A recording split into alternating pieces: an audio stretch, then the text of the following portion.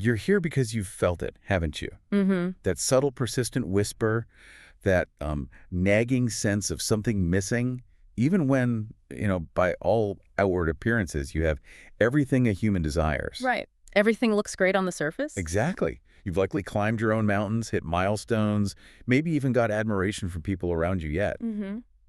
There's this undeniable emptiness that persists, Yeah. a quiet, kind of unsettling question. Is this all there is? It's a big one. So today, we're taking a deep dive into that very feeling, exploring those faint but, well, undeniable cracks that start appearing in our carefully constructed realities. Indeed. And this deep dive, it's really a journey into a profound paradox. Okay. The emptiness that can crop up even when you've got, outward success. Then there's the sometimes uncomfortable process of spiritual awakening that might follow. Right. And also that deeply personal task of finding authentic purpose when the world you thought you knew, the one you've worked so hard to build, perhaps the one that's defined you, starts to crumble around the edges. And we're speaking directly to that part of you listening, right? The ego-driven person, maybe. Yeah, exactly. The part that might be seeing these cracks for the first time, grappling with doubts, maybe feeling that something's off, but not yet fully through the transformation. Okay.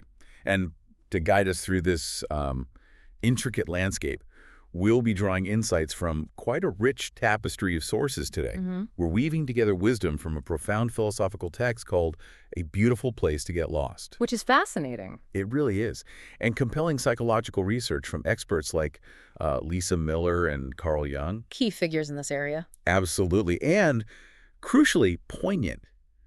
Very real personal accounts from online communities, people grappling with these exact questions in their everyday lives. Yeah, those lived experiences are so important. Our mission here, it's really not about offering quick fixes or, definitive one-size-fits-all answers. No easy solutions then. Not really, no.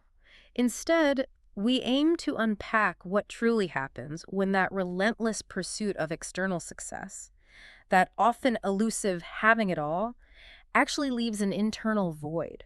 Okay. We'll explore how that very emptiness, those cracks appearing in your reality, can actually be a gateway. A gateway? Yeah, a gateway to profound transformation, genuine connection, and maybe a more effortless way of being. We want to sort of illuminate why that feeling of, is this all there is, isn't a sign of failure, Right. but perhaps a powerful invitation to something deeper. So get ready. We invite you, listening, to see your doubts and disillusions not as weaknesses, not as signs that you've somehow lost your way, but as powerful invitations to a deeper, more authentic reality that's maybe been waiting for you all along. A reality that offers a different kind of fulfillment. Yeah, different kind than the one you might have been striving so hard for. Yeah. Okay, let's get stuck into this first big idea, what our sources call the maze of mind. Right. And the pervasive influence of these societal scripts. Yeah, the scripts we all live by. At its core, we're talking about that feeling that we're often trapped. Right. Right, trapped in a world built on judgment and external directives. Absolutely. Like we're just following a pre-written script, leading us to live these rigid, almost mechanical lives, driven more by what we think is expected of us, rather than any intrinsic sort of inner wisdom. And what's really fascinating here is how deeply ingrained this conditioning actually is. Our sources highlight that so much authoritative text is there about what is the right way of doing things, right way of living. Just think about that for a moment. Yeah, it's everywhere. From childhood, we're bombarded with messages, often unspoken, about what success is, what happiness should look like, how a good life is achieved. Totally. It isn't just about overt rules. It's that subtle pressure to conform, to achieve specific milestones. And this constant external guidance creates what the text powerfully describes as a maze of mind. A maze of mind. I like that. Yeah, where even our deepest, most personal questions are often based on expectations of what the answer should be. Ah, okay. So we're even asking questions wrong. Kind of. We're essentially conditioned into thinking that there are only limited ways to live. And you really feel the impact of this, don't you? Yeah. This conditioning shapes our entire existence, often leaving us feeling, well, drained out like something mechanical. Just playing out roles which are so rigid. It's like being an actor in a play you didn't actually write. Right. Constantly perform. Adhering to a script that doesn't resonate with your true self. The philosophical text even laments that the very meaning of life in our present times is so lifeless, so rigid, closed, mechanical, repetitive, forceful. Wow. That's quite an indictment. It is. And it feels like an exhausting existence because you're never truly you. You're always striving to fit into some kind of mold Yeah. that was designed by someone else, for someone else, Yeah. or maybe just for an outdated idea of what life should be. And if we connect this to the bigger picture, especially for someone listening who is perhaps very driven, very successful in the conventional sense. Right, the target here. This rigidity isn't about blaming you for your achievements at all. It's about observing how deeply these external influences permeate and define your internal landscape. Okay. This societal pressure pushes us into an existence that feels closed, narrow-minded, self-focused, an existence devoid of any real exploration of life and is limited and bounded. So it keeps us small. In a way, yes. It's a fundamental problem for someone who is starting to feel those stirrings of doubt, those little inklings that there must be more than just adhering to these predefined roles. Mm-hmm. The core insight here is that conforming doesn't just limit your potential, it ultimately depletes your vital energy. It leaves you feeling less like a vibrant human and more like a pre-programmed automaton. So if you're listening and experiencing this rigidity, if you're feeling like you're constantly following a script that isn't truly yours, know that you're definitely not alone. It's very common. This isn't about fault. It's about observing how pervasive these external influences can be and how they subtly define your internal landscape, maybe making you question if there's another way to truly live. It's that first crack appearing. Yeah. It's a call to observe the script without necessarily automatically following it anymore. Hashtag 1.2, the allure and emptiness of accumulation. And this struggle with societal scripts, it often drives us to seek fulfillment in what we can control, what we can accumulate. Tangible things. Which brings us to the next profound illusion our sources explore. The lure and ultimate emptiness of accumulation. Right, the more is better myth. Exactly. The core idea here is that the relentless pursuit of external achievements, possessions, status, while it might seem incredibly fulfilling on the surface. And it often does for a while. It paradoxically leaves an internal void. You keep striving, keep acquiring, and yet that sense of more, that satisfaction, never quite materializes inside. Yeah, it's fleeting. You keep adding to your portfolio, to your collection, whatever it is, and wonder why the satisfaction just doesn't last. This point is articulated so powerfully in one of our sources. It graphically describes that insatiable desire many of us feel. Give me a piece of this, that, too, that also. You can almost hear the desperation. You can. Right. Why do I still feel empty? Why? And this isn't just about material possessions, Right, it's bigger than that. It extends to achievements, accolades, relationships, even spiritual practices if they're approached with that same acquisitive mindset. Ah, interesting. This emptiness, the text explains, persists even when one has everything a human desires, everything a human can imagine. So it's not a failure to achieve. No, quite the opposite sometimes. It's a profound failure of the achievement itself to deliver on its promise of internal satisfaction. Okay. The external goal might be met, the box ticked, but the internal void just remains. So you're telling me my carefully curated collection of rare vintage vinyl records, complete with the audiophile-grade equipment, that might not actually be the key to existential fulfillment. Well, that's a crushing blow for my inner connoisseur and, my social media presence. Oh, well. But seriously, for someone listening who has really built their identity around success and acquisition, this idea must be deeply unsettling. Are you saying all external pursuits are inherently empty? Or is there a nuance here? Where does that ego-driven desire end and genuine passion begin? That's a really crucial distinction and a great question. Jung actually called this purpose poisoning. Purpose poisoning? Yeah. He saw that we often confuse what our ego wants, more accolades, more possessions, more status, with what our deeper, authentic self truly needs. Okay, the ego versus the self. Exactly. It's like trying to fill a spiritual hunger with junk food. External achievements, no matter how shiny or valuable they seem, simply can't satisfy that profound internal craving for meaning. Makes sense. Jung found that external accomplishments can never fill internal voids. The core problem, he suggested, is that we're asking for fulfillment not from the bottom of existence, not to let go of self, but to build on self, to add another fascinating achievement to portfolio, another rare jewel to one's collection. We're always adding to the self-image. Precisely. We're constantly trying to add to who we think we are, to a self constructed from outward validation, rather than discover the inherent wholeness of who we already are underneath all that. And here's where it gets really interesting and a little provocative maybe. Think about that powerful analogy from our sources. Gold bricks one. Yeah, if you carry gold bricks on a trek, it doesn't matter if it is gold. What will matter is the weight. Powerful image. In the same way, the weight of a story is still weight, whether it's a billionaire's story or a poor's. The weight of our identity, built on external achievements, on accumulating things and accolades, on the grand narratives we tell ourselves about who we are. It all becomes a burden. It can become an unbearable burden. It's all just weight, regardless of its perceived value. It's the burden of maintaining that image, of protecting those gold bricks, that ultimately drags us down, leaves us feeling heavy and empty. And this is such a crucial insight for you, the listener, especially if you're feeling those initial cracks forming. Right. You might be at a point where you've accumulated a lot, maybe even achieved what society calls success. But that weight of your accumulated identity, of constantly needing to achieve and acquire more, is precisely what's causing the hollowness. The success paradox. Exactly. It's a call to question whether you're building on an authentic foundation or just adding more bricks to a structure that can never truly satisfy. The real work isn't about climbing higher necessarily, but about learning to shed the unnecessary burdens you've been carrying. #tag, #1.3, the cage of certainty, and what ifs. And this brings us neatly to another subtle but incredibly powerful illusion that can keep us stuck.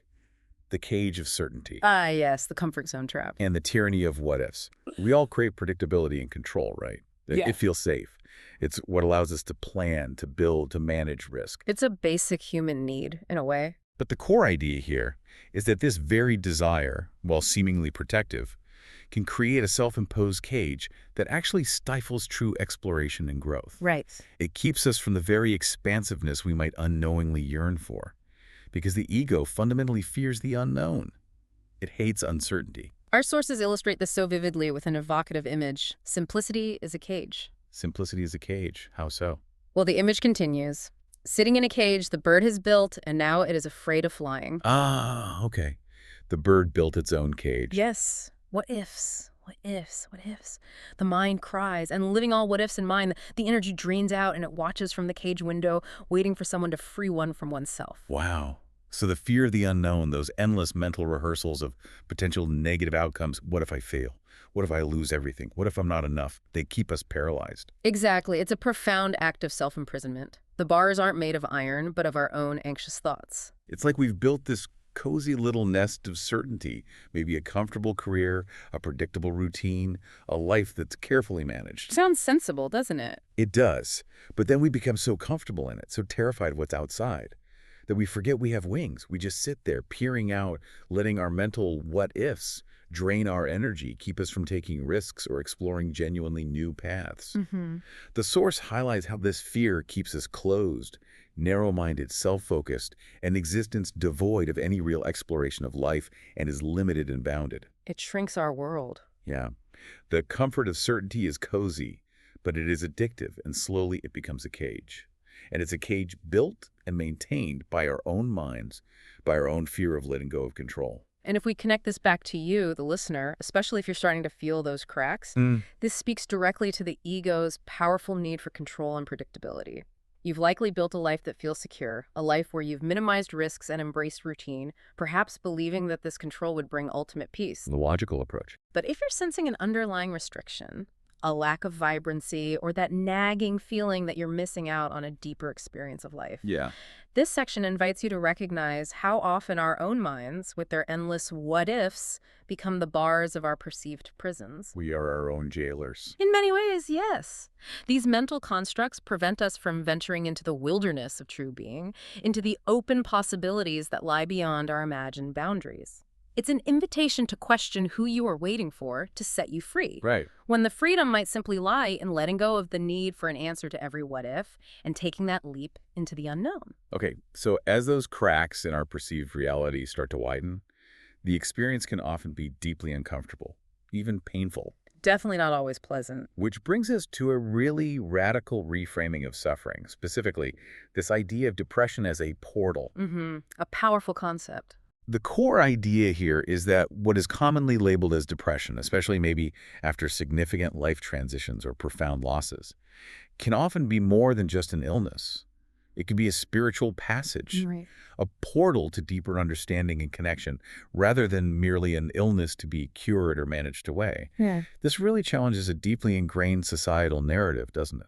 It absolutely does. And what's truly fascinating here is the perspective offered by clinical psychologist Lisa Miller. Okay. She shared her deeply personal journey through fertility struggles, and initially she viewed her despair through that conventional lens of a disease. Something was wrong with her. The standard medical model. Exactly.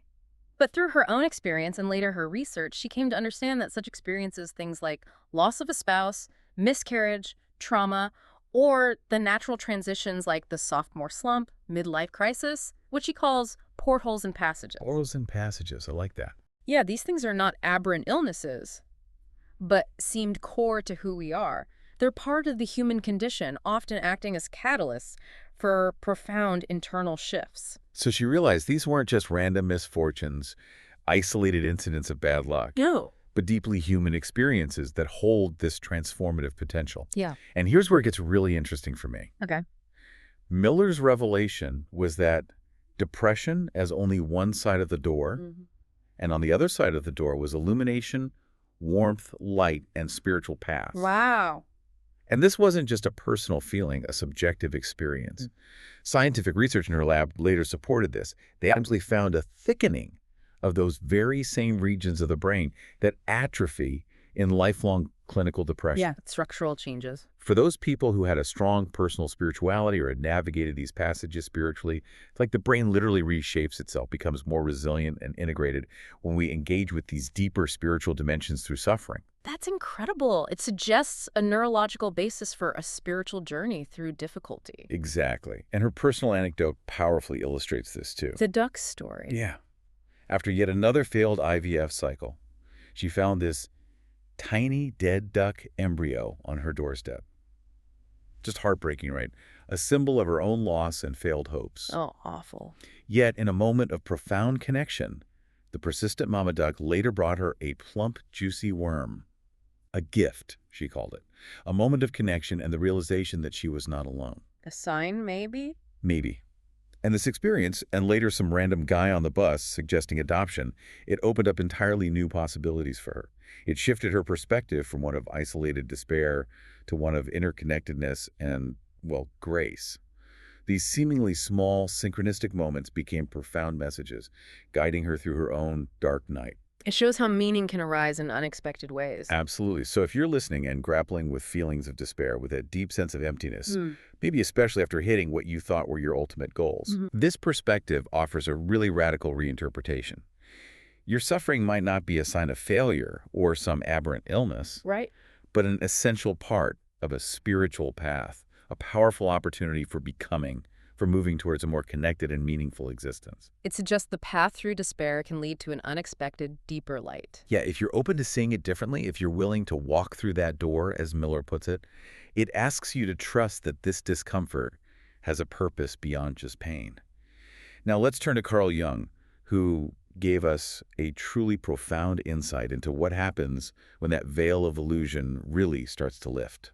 Jung's work is so relevant here, His core idea is that spiritual awakening often leads to a profound loss of motivation. which sounds completely wrong, doesn't it? Totally counterintuitive. Yeah. And he identified this not as a problem to be fixed, but as a necessary psychological necessity for authentic purpose to eventually emerge. A necessity. Wow. This might sound utterly terrifying, especially if you're an ego-driven person listening, someone whose identity is deeply tied to goals, ambition, accomplishments. Yeah, for high achievers, losing motivation is like losing oxygen.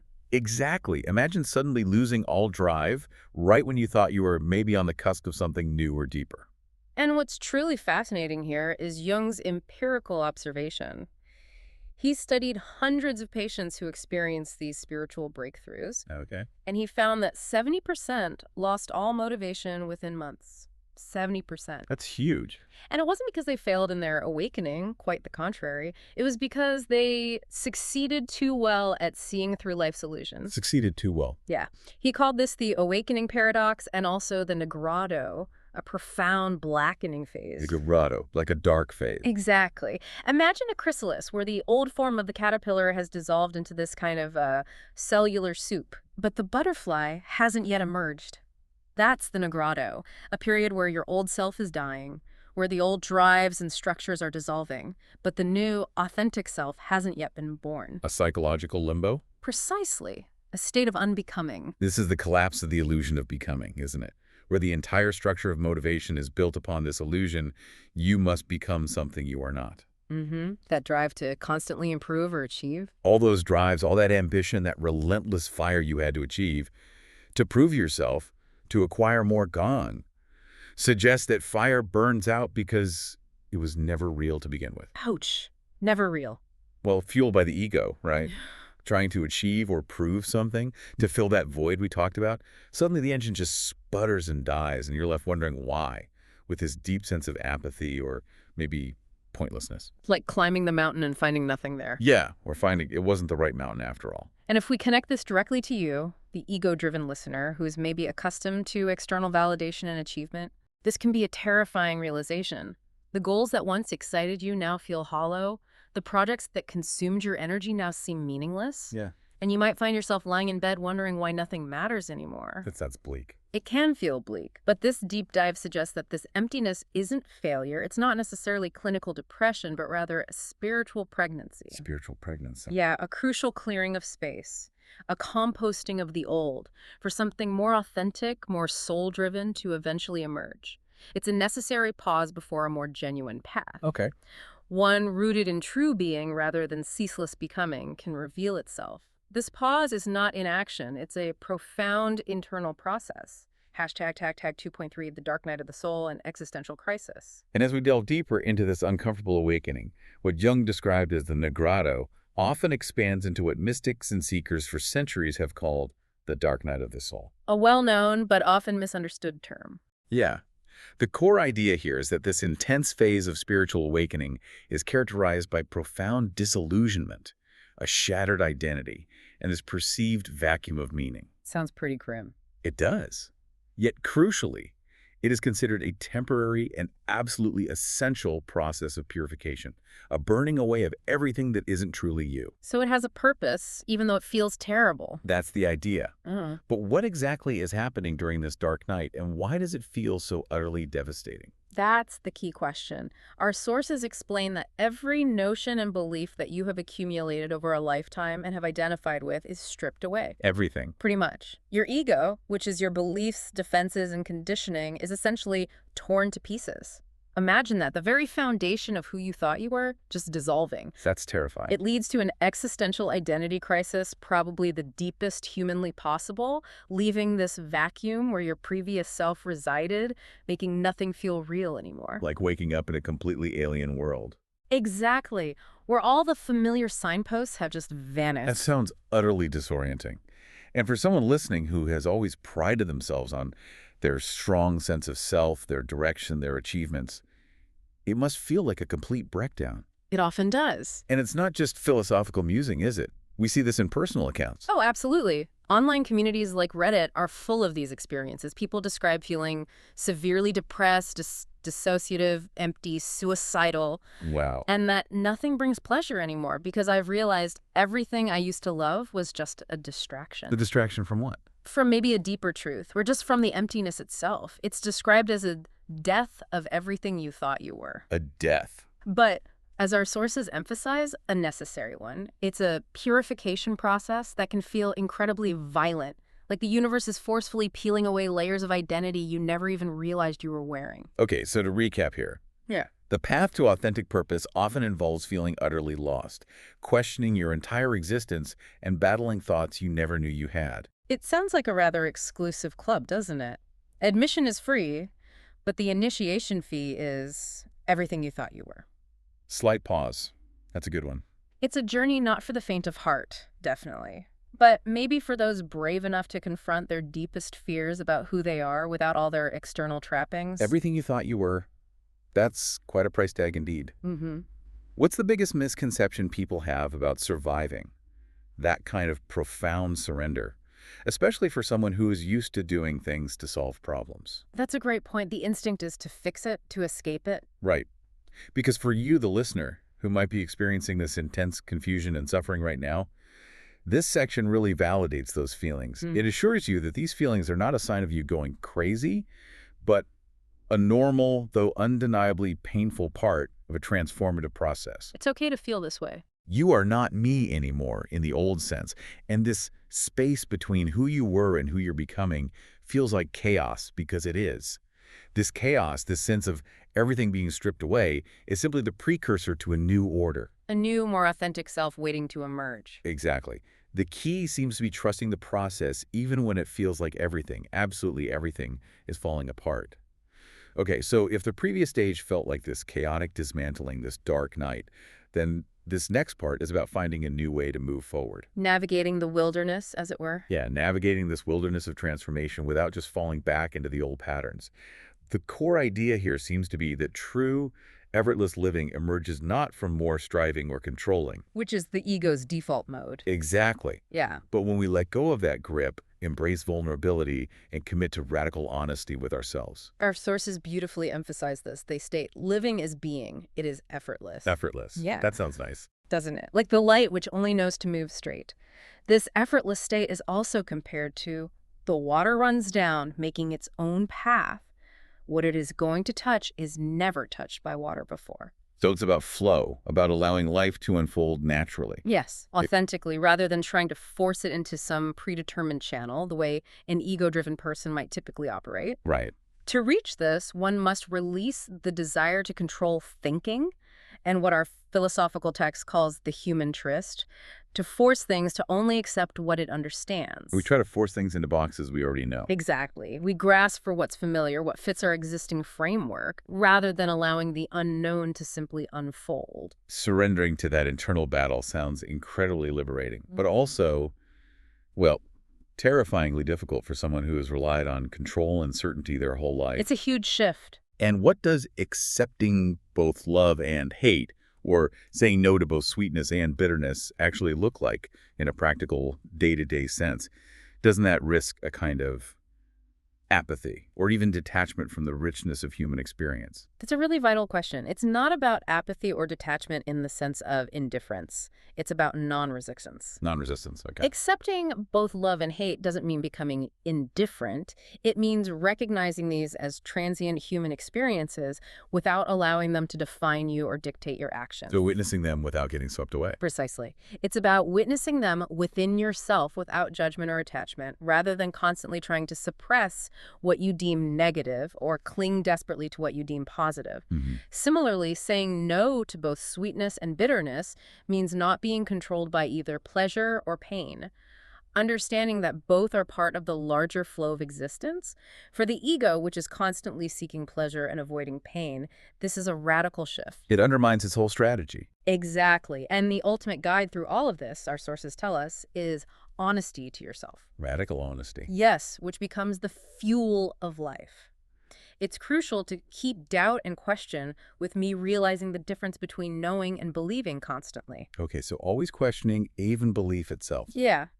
It means acknowledging what you truly feel and think without judgment or censorship, and recognizing that belief, however comforting it might feel, is not the same as direct experiential knowing. This challenges the very foundation of the ego, doesn't it? Which thrives on control, certainty, and that curated self-image. Absolutely. So for you, the listener, the invitation here is to embrace vulnerability, to acknowledge I don't know, not as a weakness, but actually as a strength, maybe a doorway to genuine discovery. Letting go of needing all the answers. It's about trusting in a flow that is beyond your personal manipulation, a deeper wisdom that arises when you stop trying to orchestrate every single detail.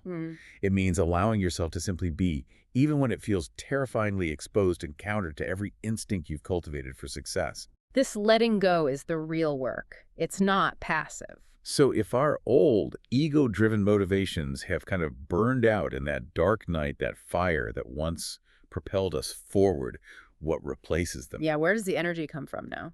This section explores the idea that authentic, sustainable motivation stems not from external pressure or internal lack, but from our deepest nature. Right. Emerging naturally after the dissolution of those former ego-driven desires.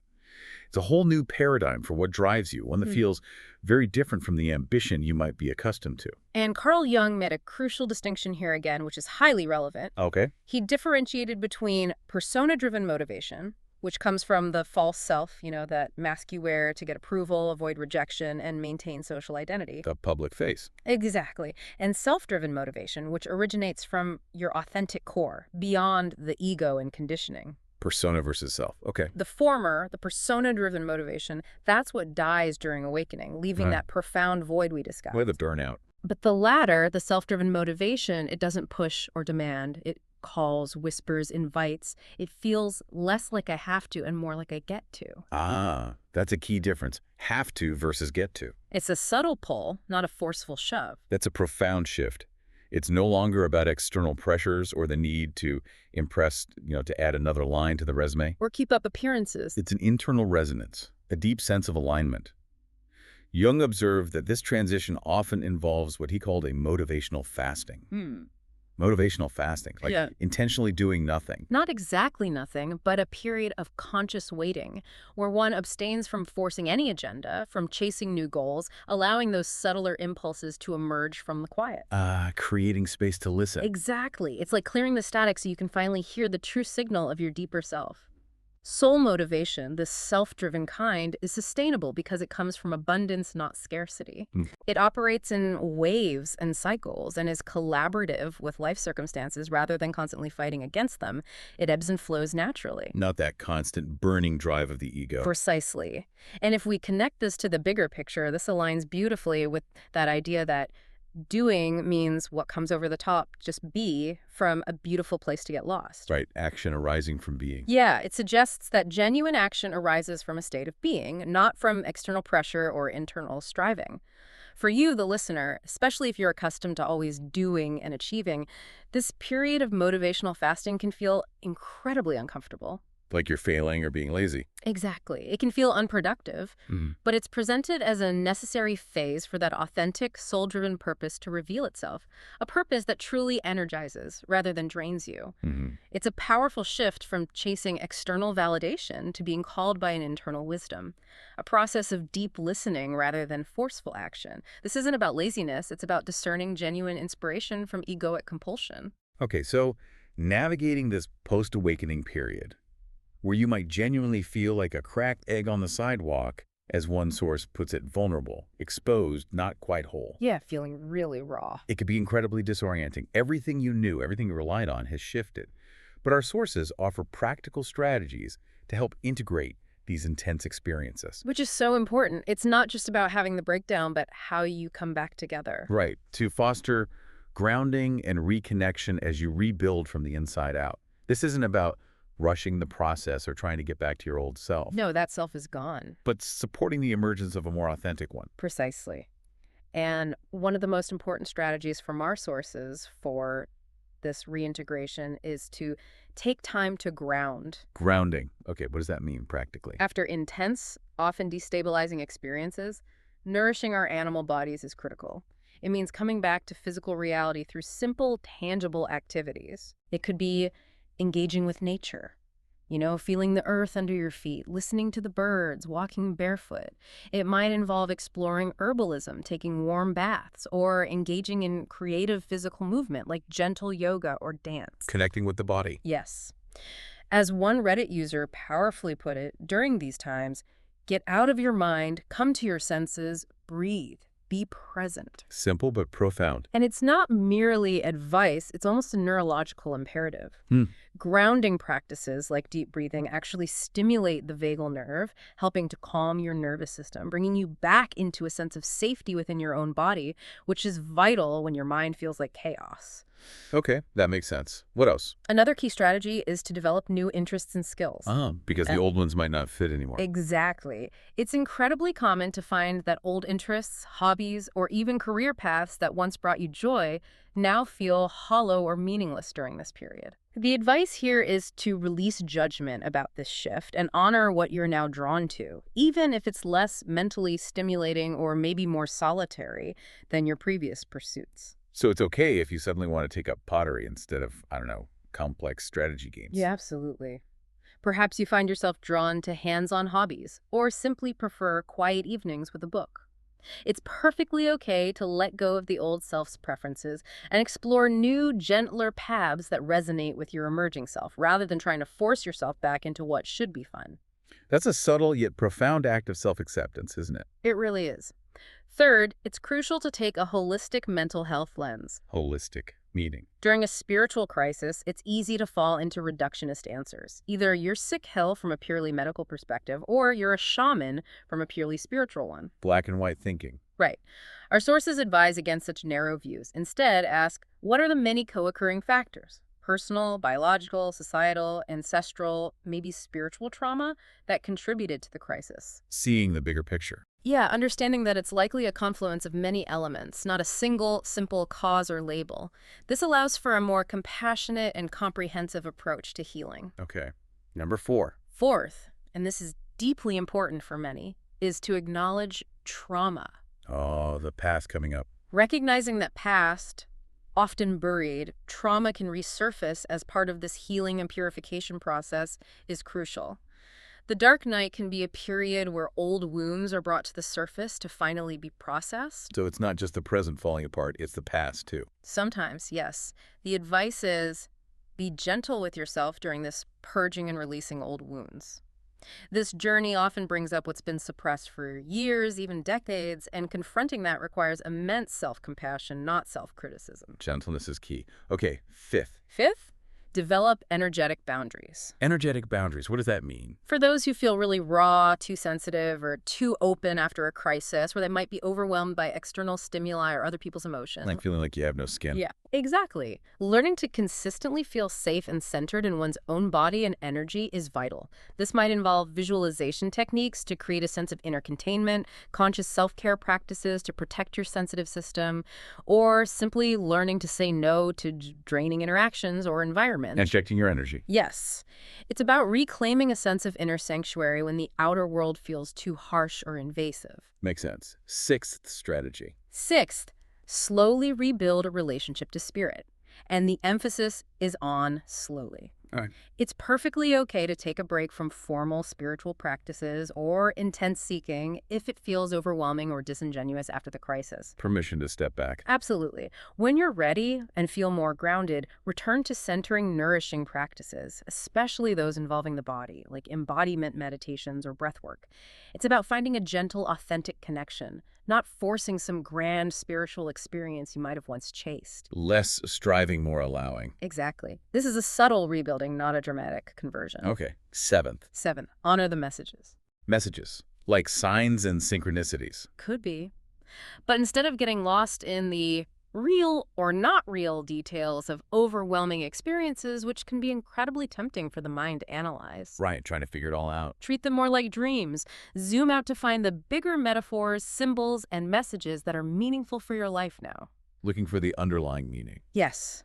For instance, one online account described seeing holes in my gut during an altered state, only to later be diagnosed with celiac disease, which is characterized by, leaky gut. Wow, that's specific. Right. The body and subconscious were sending a clear, if cryptic, message that, when honored, led to physical healing. It's about extracting wisdom, not getting lost in literal interpretations or dismissing it all as crazy. Okay. And the final one. And finally, and perhaps most importantly, in a time that can feel intensely isolating, is to find community. Connection. Yes. The most important part is finding a community that doesn't think you're crazy and can offer wisdom and support for experiences often labeled dismissively as psychosis or spiritual emergency. People who get it. Exactly. As many on Reddit and other online forums attest, the realization that you are not alone is incredibly powerful. Sharing your experiences with others who understand, who can validate what you're going through without pathologizing it, can be an absolute lifeline when everything else feels uncertain. That feels crucial. These actionable strategies, taken together, offer a comprehensive roadmap for navigating this challenging terrain. For you, the listener, who might be feeling lost or utterly transformed, they provide concrete tools to rebuild from the inside out, moving away from past ego-driven patterns and towards a more integrated, authentic self. It's a process of compassionate self-discovery, allowing you to move through the chaos with intention and support. Okay, so As we emerge from this wilderness of awakening, having navigated the dissolution of the old self, we come to what our sources suggest is not just an answer to emptiness, but maybe the answer. The foundation, perhaps? Yeah, the very essence of our interconnected existence. Yeah. Love, but, this is a big but, not love in the conventional, often conditional sense that the ego understands. Right. Not the transactional kind of love. No, but love is the very foundation of being itself. This is a really radical redefinition. Our sources describe love, which is pure acceptance. Pure acceptance. Yeah. There is no conflict within one's parts. It is all moving together, like it is not different. And that is it. The realization that there are no parts. It is all one. Wow. No parts, all one. That's big. It is. This perspective holds that love is not a choice. It is melting away another. It's a state where both exist without friction, like the dance of tree and light, like inhale and exhale. Like a natural harmony. An inherent harmony, yes. A non-dual experience of unity, where the sense of separation that the ego clings to so tightly simply dissolves. And this profound understanding, it leads to a humbleness, doesn't it? Born from realizing that everything I am is coming from outside, derived from relationships with the world. Right. We're not self-made in the way the ego likes to think. It's a stark contrast to our usual conditioning, where we're used to somebody imposing their perspectives through authority and constantly seeking validation from external sources. Think about it. Our sources even say, even love irritates us, because we will rather have hate, which is predictable, than love, which is vulnerable. That's fascinating. We prefer predictable hate over vulnerable love. It suggests we do, because we cling to what we think we can control, even if it's negative or limiting. Vulnerability feels like a loss of power to the ego. And this raises a really important question for you, the listener, especially if you might be steeped in that ego-driven existence. Yeah. Can you truly accept a love that asks nothing of you, that doesn't demand you be a certain way or earn it through achievement? A love without conditions. Yes. This is a radical redefinition of love, moving beyond that possessive, conditional love often tied to ego-driven desires, a need for validation, or a transactional approach to an expansive, inherent state of being that can truly fill the internal void you've been feeling. So it's about becoming love, not seeking it. Exactly. Or maybe realizing you are love. It's presented as the fundamental ground of your existence, always present, always available once those veils of ego fall away. Hashtag TAG 4.2, the reality of present and interconnectedness. And building on that expansive understanding of love, our sources then guide us to another fundamental truth that emerges as the ego dissolves. The reality of the present. The power of now. And our inherent interconnectedness. The core idea here is that true reality resides exclusively in the present moment, beyond the mind's constant duality and categories. Beyond good, bad, past, future. Revealing our profound, undeniable connection with all of existence. The sources repeatedly point to present as the core truth, maybe the only stable point amidst constant change. It is the only way to hint at the answer to this question. Because the present isn't a concept the mind can grasp, it's a direct experience. Right, you have to be in it. Exactly. Present is something which doesn't have an opposite. That is present. This means it exists outside of duality, beyond our mind's ingrained tendency to categorize everything as either good or bad, light or dark. It simply is. It just is. It is, yet it is constantly changing. It is, but by the time mind tries to contain it, it has already changed. It's this undeniable, fluid reality that can only be experienced directly, not grasped or held onto by thought. And the ego hates that, right? With its constant planning and analyzing. It struggles immensely with it, yes. Yep. Because the ego thrives on concepts and control over the past and future. The present is too slippery, too alive. And here's where it gets really interesting, especially for someone listening who has felt isolated by their pursuits or their success. This boundless present isn't just a temporal state. It profoundly reveals our interconnectedness. Yes, this is key. Our sources state unequivocally, you are the world. It is true. Powerful statement. And further, everything you see outside is your reflection. The cat, the dog, the horse, the bird. Yeah. It is all in you. They are your parts. Wow. All parts of the self. Ultimately, the play of what we call I with not I is your complete world that is all one can realize. It challenges the very notion of a separate self, showing it to be, well, an illusion. And consider the illustrative content from our philosophical text, which offers that beautiful analogy. The day and night one. Yes, a day transforms into night, or a night transforms into day. Day and night exists in this transformation. Can one look this as something existing in two forms of day and night? Yes, we can, and this something is you. So I am the container for day and night. You in whom day and night are manifesting. You who holds the entire universe inside. That's a mind bender. It is. And this insight challenges the ego's perception of separation and isolation, inviting you to experience the world not as something external to be conquered or acquired, Right. but as an extension of yourself, an intricate dance happening within you. It's about finding stability not in rigid external structures or a fixed identity, but in the fluid, undeniable, and unified reality of the present moment, where you are inherently connected to everything. That realization could be both humbling and be immensely liberating. I think both, yes. And so we arrive at the culmination of this deep dive. Hmm. The call to authentic living, to finding your way, a way that is utterly unique to you. The pathless path, perhaps? Yeah, I like that. The core idea here is that this journey is not about following some predetermined path, not about proving oneself to anyone or conforming to a new set of spiritual rules either. No new dogma to replace the old one. Exactly. It's about living an honest, continually evolving story that is unique to each individual. It's about shedding the heavy armor of pre-packaged narratives and those crushing external expectations. And the philosophical text states this unequivocally in a way that really frees the individual. Don't buy secondhand stories and start living the one you have. Live your own story. Simple but profound. It emphasizes that the only way for you is your way, and for me, it is my way. There isn't a universal blueprint to follow, no single guru or doctrine that holds all the answers for everyone. Mm-hmm. Life itself, it tells us, is both the journey and destination of finding yourself. The journey is the destination. Exactly. And this isn't a one-time event or some ultimate achievement to add to your spiritual portfolio. The purpose, meaning of life is not a one-time thing. It is constantly adjusting, questioning, and adapting. So it's dynamic, always evolving. Yes. It is an ongoing dynamic process of exploration of what can be based on what is. It's about being responsive to life rather than constantly trying to control it. This means finally letting go of that endless striving that likely defined your previous ego-driven existence. A huge relief, potentially. Our sources beautifully state, there is no mountain to climb, one is already there. You're already at the summit. You just need to let go of the image of mountain and the paths in your mind. Let go of the concepts. Yeah. The deepest insight, the ultimate freedom is realizing that it is all a story. Your life, your struggles, your triumphs, they are all part of a narrative that you're actively living and, more importantly, interpreting. And you have agency in that interpretation. Yes.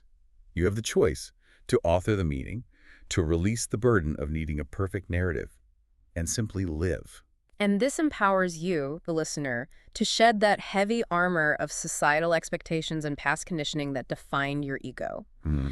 It offers a freedom that the ego, in its desperate pursuit of certainty and control, can barely even conceive of. It's an invitation to move forward with humbleness, to embrace the truth of your own evolving existence, Right. to allow your unique story to unfold naturally without judgment or the constant need for external validation. For the ego-driven person listening, this means finding peace not in the culmination of achievement, Not the next goal. but in the honest, moment-by-moment unfolding of their unique, unburdened story. It's realizing that maybe the greatest achievement is simply being yourself, authentically and fully. #outro. Wow. We've journeyed today from that subtle ache of emptiness felt even amidst outward success through the disorienting yet transformative phases of spiritual awakening. The dark night, the loss of motivation. And finally, to the liberating potential of embracing honest, authentic being. Remember, those cracks you might be seeing in your present reality, they aren't flaws, they aren't signs of failure. No. They are the light breaking through, inviting you to what one source called a beautiful place to get lost.